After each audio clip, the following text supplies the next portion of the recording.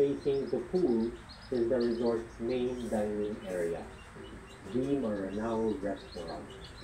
Ito ay isang malaking open pavilion na gawa sa kahoy, kawayan at rattan.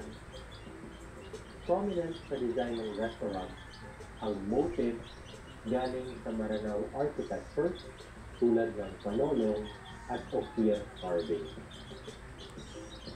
We actually prefer na kumukuha ang mga resorts dito sa Pilipinas ng inspiration sa mga traditional architecture and motifs natin kaysa kumopya ng design sa ibang bansa. Kitang-kita naman na kayang makipagsabayan sa ganda at aesthetic ang mga Filipino themed resorts.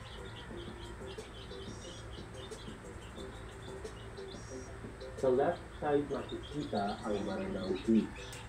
Meron itong fine white sand and shallow waters, perfect for swimming.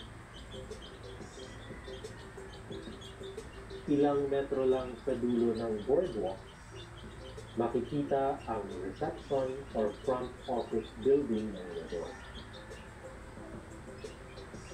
Just like the restaurant, the front office building is inspired by local architecture and design. Kaya tara, mag-check-in muna tayo.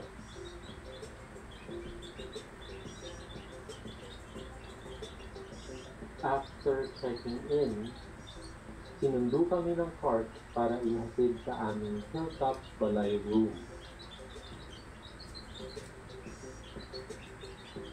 As we went around the resort, nadaanan namin yung boutique and visitor center, yung coffee shop, at yung Torogan Hall.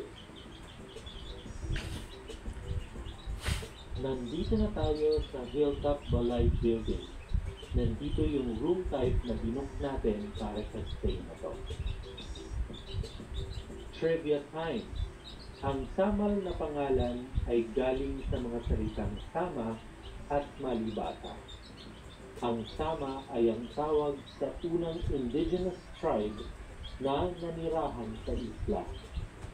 Ang malibasa naman ay isang local word na ibig sabihin ay lugar kung saan ang mga marangal na tao ay naninirahan ng mapayapa at may pagkakaisa. Samantala, pinangalan